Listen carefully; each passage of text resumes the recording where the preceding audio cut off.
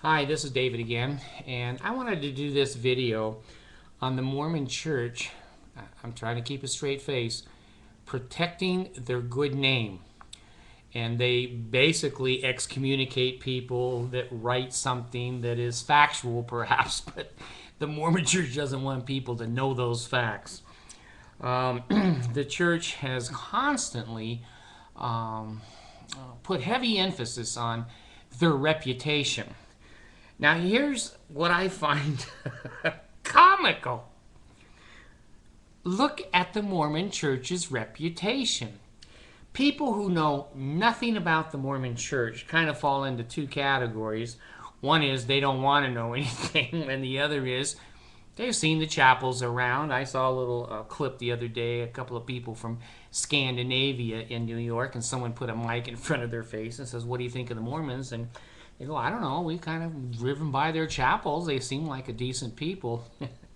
So the Mormons will grab that one and put it on mormon.org, and that reinforces their belief system that they have a good reputation. What's interesting is that 33% of the people, the last Gallup poll I saw, wouldn't vote for a Mormon. They'd rather have a second circumcision than vote for a Mormon. Now, if you've got 30% of the people in the United States that are voters, somewhat more educated perhaps than non-voters, who knows, not educated but involved perhaps, that's not a good start for a reputation.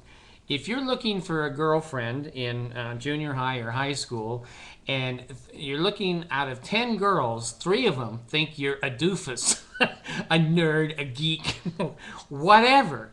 Now you've got 7 left to try to convince them of your attractiveness and your brightness and your good name. Now, let's take a look at the fallacy, and that's what it is. The only people that think the Mormons have a good name to protect are the Mormons, because they're not allowed to read the internet. They're sneaking, looking at me. 40% of my hits are Mormons in Utah, but they're not allowed to look at this. So they're not allowed to have that information, because they might start thinking, and then the tithing shrinks in Salt Lake City, and the top 15 guys, they may have to get a job. Being a prophet makes good money if the people believe in you, but if they don't believe in you, you're going to end up being a janitor or whatever. So the people that think they have a reputation to protect are the Mormons. Nobody else is fooled by that, because we all have access to the internet. And you know, when you put in the word Mormon, or you put in good Mormons or bad Mormons, the Mormons believe, they actually believe that when Google makes 2 or 3 million hits in 0.2 seconds, they're all evil people that hate the Mormons. Most of us have better things to do. I don't hate the Mormons. I'm just telling you what's happened to me over 50 years. If you want to be a Mormon, you like it, everything is copacetic, go for it. Pay your money, go to the mall, you know, give your talks, and go to primary and young men's. Hey, I'm not trying to get you out of that. I'm just telling you my common sense and what happened to me. I was in there 50 years. That's long enough to know, folks. That's 50 years of activity. Temple recommends, working in the temple, elders quorum, presidencies, whatever. Never been excommunicated, never been disciplinary council. I just looked at the history and the doctrine and policies and procedures and said, nah, this sucks. Common sense tells me this sucks. So I resigned. So the people who believe that they have a reputation to protect are only the Mormons. The rest of society generally ignores Mormons or laughs at them. They recognize the boys and girls on bicycles with badges and suits. That's a pretty known factor. And most of society will just slam the door and say, I'm not interested, goodbye. Some parts of society won't even answer the door. So the Mormon missionaries are not received with open arms, perhaps in, who knows, in South America or dark Africa. Maybe they think that the Mormons are going to give them money or food or whatever. But anyway, let me get back to the point here. And I'm sorry I have to ruin my beauty by using my glasses, but you know, that's the way the world is. First of all, most people know about shunning. Most people in society know that if you leave the Mormon church, your family, your friends, your wife, your kids will shun you.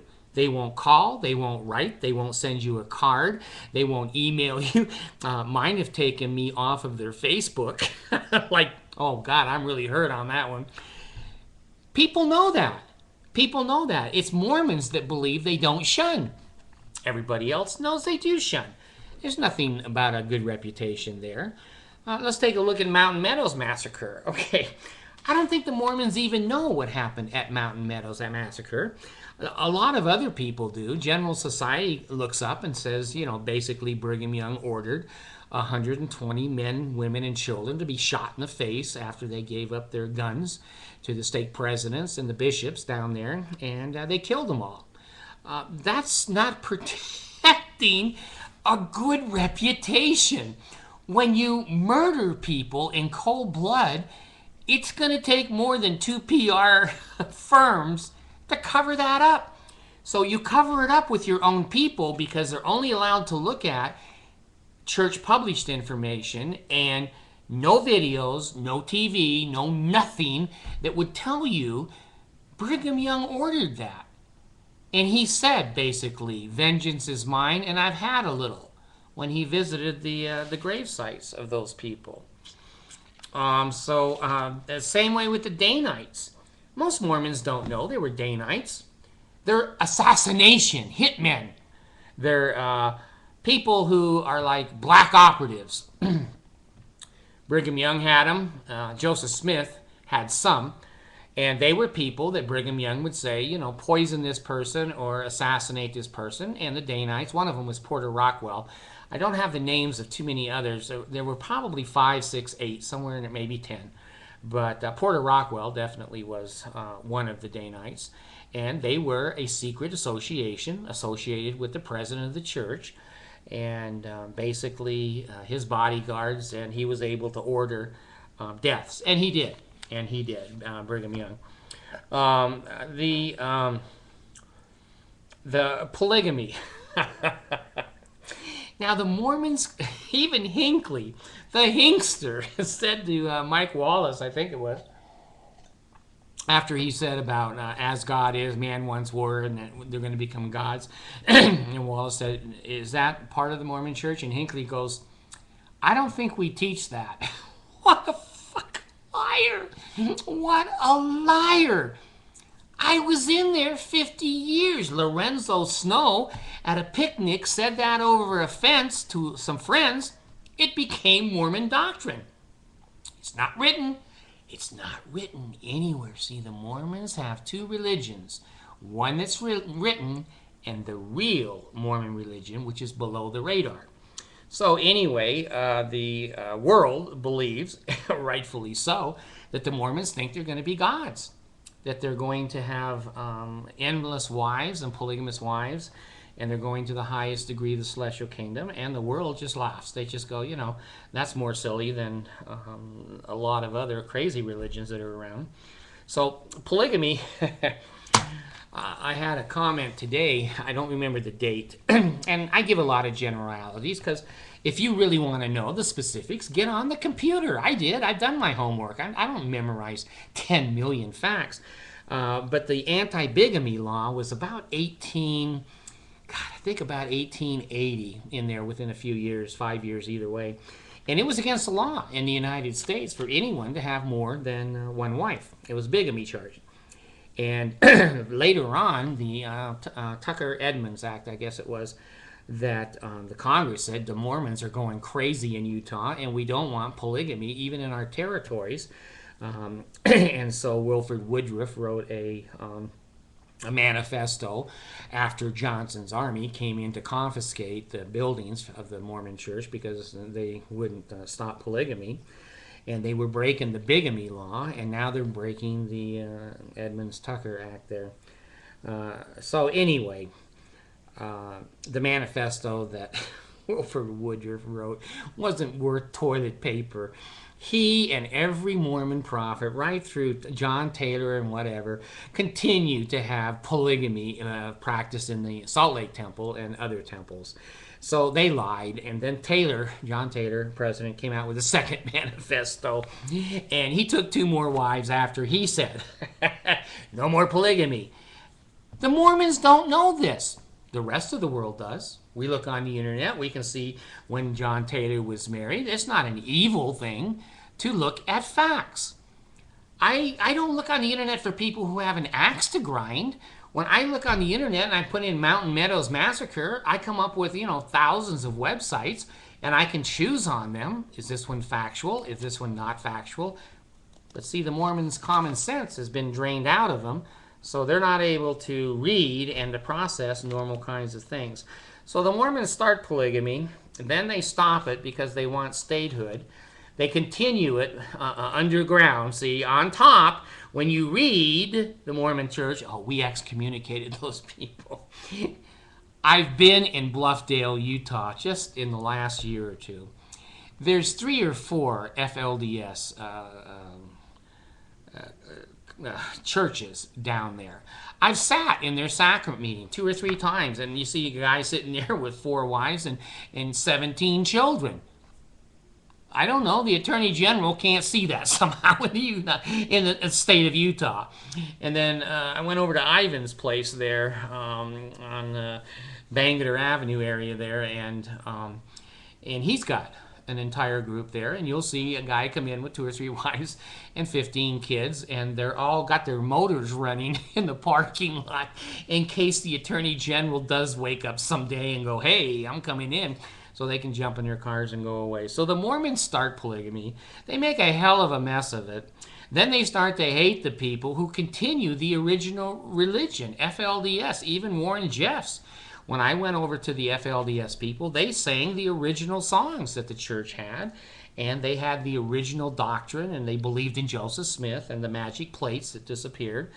So the Mormons screwed that up, and then they continue to screw it up for around 80 years, lying to the government, and now they excommunicate people who are openly polygamous.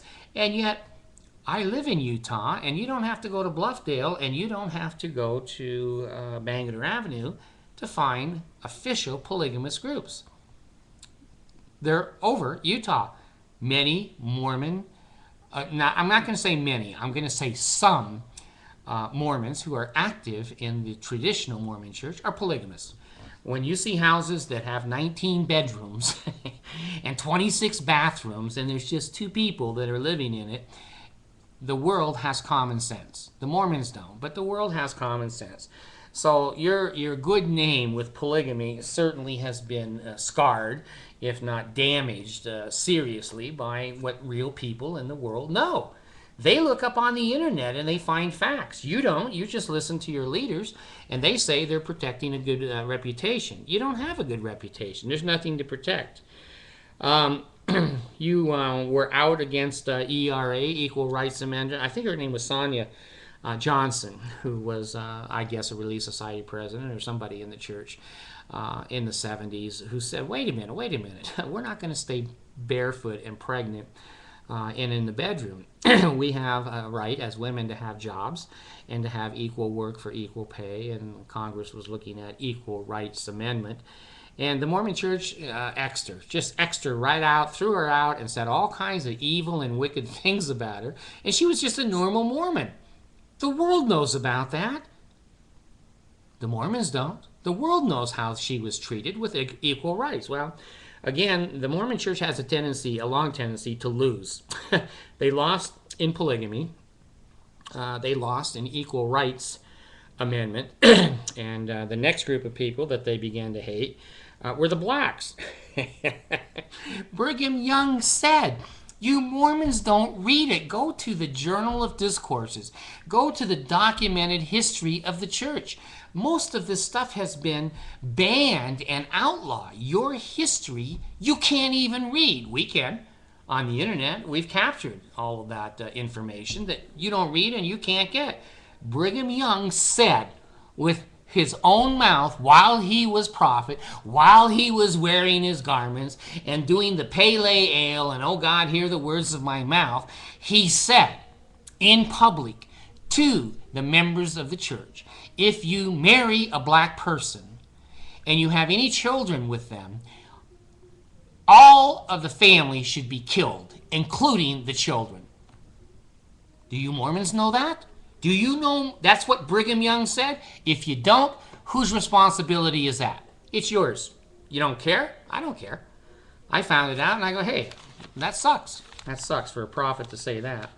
So anyway, 1978, I remember then that the blacks got the priesthood. Now, what you Mormons don't know is that the IRS was breathing down the neck of the Mormon church and threatened to take away their 501(c) qualifications as a nonprofit organization.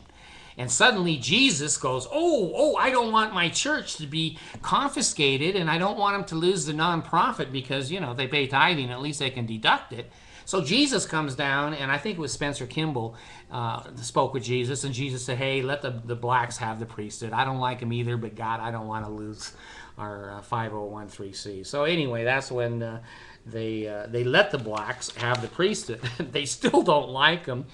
Look at the Mormon Tabernacle Choir and tell me how many black people want to be Mormons and how many Mormons go and try to get black people. There's like 2 in the whole congregation of the Tabernacle Choir, and the camera is on them 55% of the time, trying to show how many blacks. Maybe they should put on masks of these black people so they look different each time. There's no good reputation, folks. People know that crap. Only the Mormons believe that, they're well-liked and people don't know this stuff. Okay? People also know that the Mormon church takes church over family. No other religion does that. No other religion does that. That is a poor reputation. When you shun your parents and your brothers and your sisters or your wife or your husband, when you take your religion over your blood ancestors and people who have protected you and fed you, it's sick. It's sick, and the world knows that.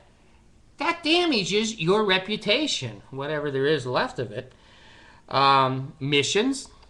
Everybody knows the Mormons send their kids out on missions, and that's laughable because most people now can go on the internet if they want to join the Mormon church. They just go to mormon.org, and they'll talk to you there, and I guess they can baptize you through the computer. I don't know. But again, the Mormon missionaries are a laughable part of the Mormon church. They're not believed as the Mormons believe that they're doing the work of the Lord and they've been called by a prophet to do that. Geez, the regular world says it's stupid, it's a waste of time, it's dangerous, a lot of them die out there. The other things that make your reputation more than tarnished. Okay, the interviews for the temple. When you have bishops and stake presidents asking 12, 13-year-old girls and boys, do they masturbate? And if they say yes, now they want to know how often, and they look at pornography at the same time. They take those kids in a shut bishop's office, parents aren't allowed to be there, and they abuse and abuse and abuse. We know that. The world knows that. People in the world would go, no, I'm not letting them go in there with anybody. I'll go in with them and protect them. But the church goes, oh no, Jesus spoke to us and we're supposed to ask them about their penises and their vagina. Well, there goes your reputation again, okay? When you talk about oral sex between husbands and wives in the interviews, that's not done as much as it used to be, but it's still around. And then they will say, do you have any sympathy for groups that don't believe in the Mormon church? Well, you looking at this video, if you go to a temple interview, you're going to have to say, yes, I do have some sympathy because I've looked at some videos. But you'll lie. You'll lie just like all the Mormons do. Oh, no, I never look at that kind of stuff. Well, here's another thing that becomes comical with the Mormon church. Anti-Mormon, okay? Anything that is not Mormon is anti-Mormon. In a cult, there is only black and white. You're in or you're out. You're friend or your enemy. That's cult. That is cult behavior.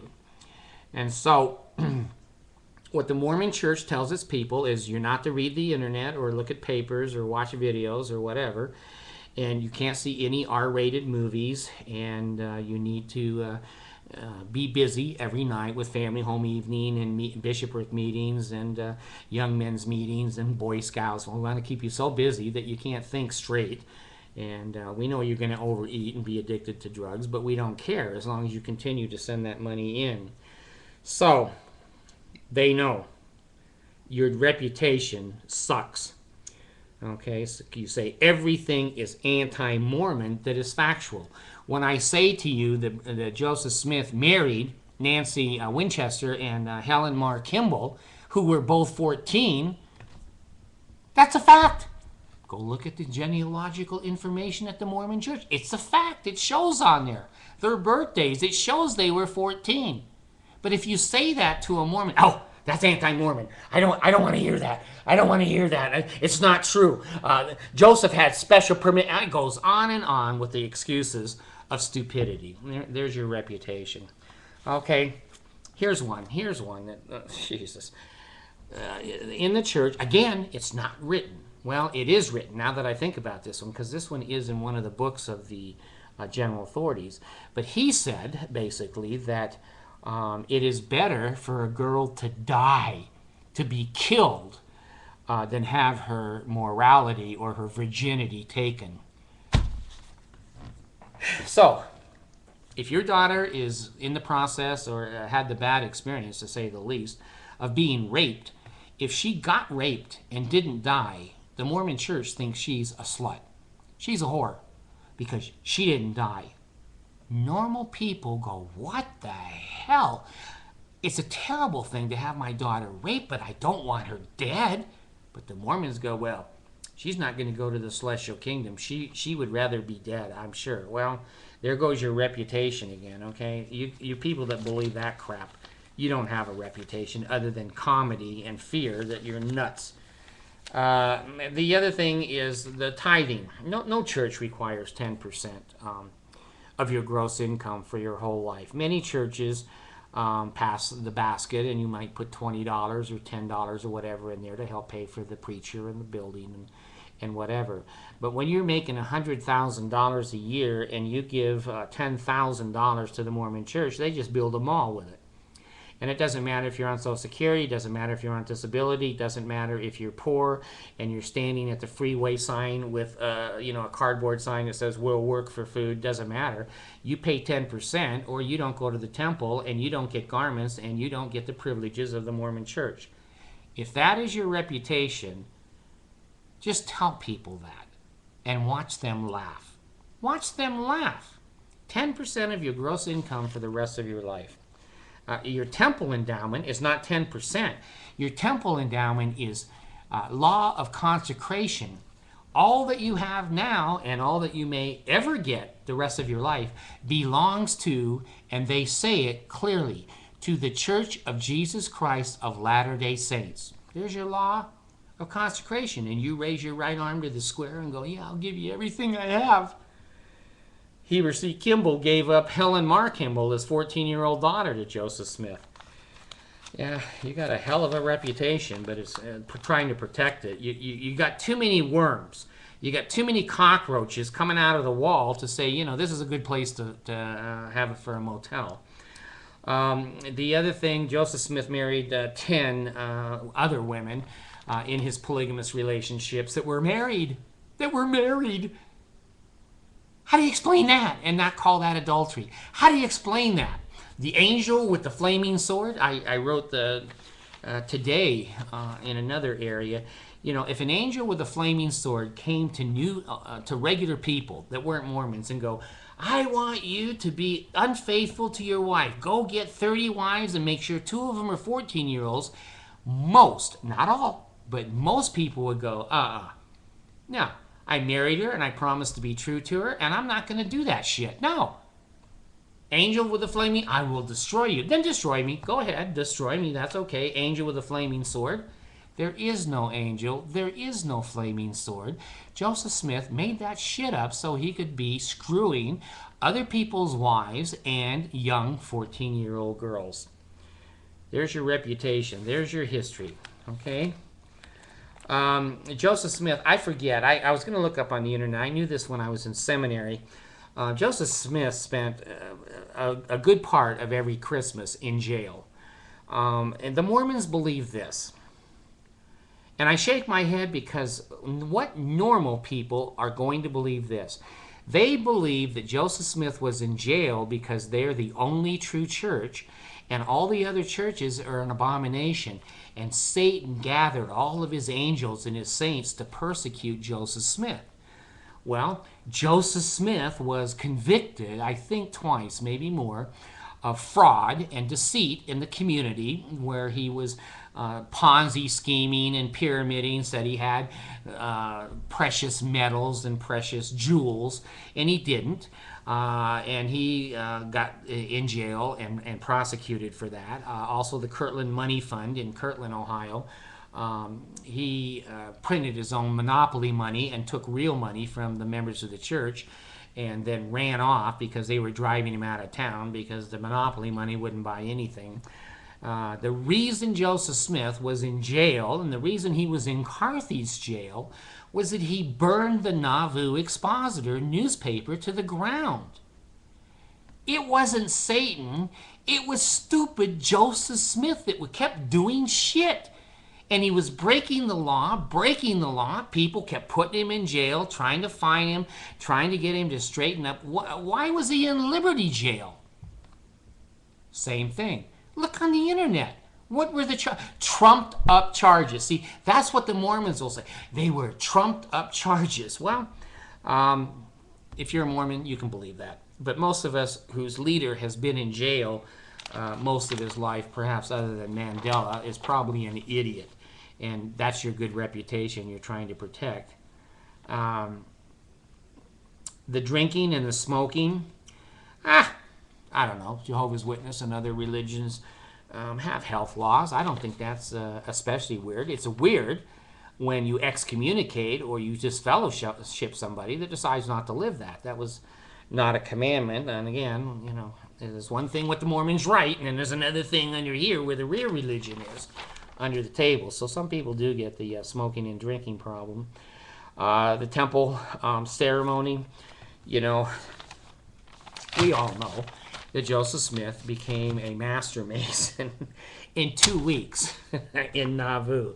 Usually it takes years to become a master mason, but I guess Jesus came down and said, hey, he's one right now. So he was a master mason, and he knew all of the 5 points of fellowship. He already knew the handshakes and the fingers on the knuckle and the finger between the knuckles and the patriarchal grip and the sure sign of the nail. He knew all that.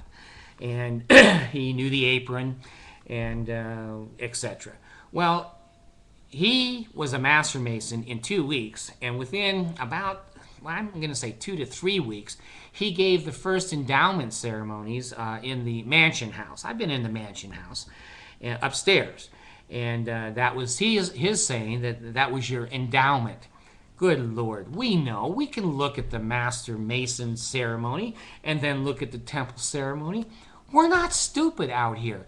It's the Mormons who are stupid because they can't read. They have no access to true information of their history, their policies, their procedures, their backgrounds.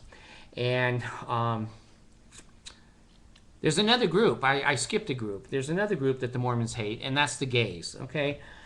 They spent, oh Lord, I think they were 55% of all the money that was sent into California on Proposition 8 were Mormons, who the church said, if you can afford to send money in there, we need to protect society against these terrible gay people. Well, again, I've never seen a gay war. I've never seen atheist wars either, to tell you the God's truth. I've never seen the atheists gang up on somebody. It's always some damn religious organization that hates people. But be that as it may, they hate the gays. Now there's money flowing into, I believe it's Minnesota, from the Mormon Church right now to try to stop. And 5 or 6 or 7 states now have allowed gay marriages. and the world was going to come to an end, according to the Mormons. And I don't see anything different, to tell you the God's truth. I don't see anything different. And the reason the Mormon Church is so hateful towards gays is they're going to have to change their temple ceremony. If 2 men or 2 women want to go in, they're not geared for that. They'll have to change the whole ceremony, and they see the tithing being disrupted and going down the tubes. And that Lear jet that costs $1,000 an hour that Monson rides around in, it may be grounded. And boy, that's the end of the world. So let me sum this up. That basically, this idea that the Mormon Church has to excommunicate people, and they need the committee to strengthen the members. You Mormons don't know that. There's a committee called, Committee to Strengthen the Members. It's a CIA, FBI, Mormon day-night organization that if you say something, if you write something, if you publish something like I'm doing, they will find out and they will send it to your bishop, and your ass is grass. You're out. You're out. This is their secret combinations and secret ceremonies that their Book of Mormon says, they shouldn't be involved in, but they're involved in it up to their necks. So, trying to protect a good reputation, I don't think so. They don't have a good reputation. They can hire as many PR firms and do as many fake Mormon.org, and try to put as many black people in there and show black people in the choir.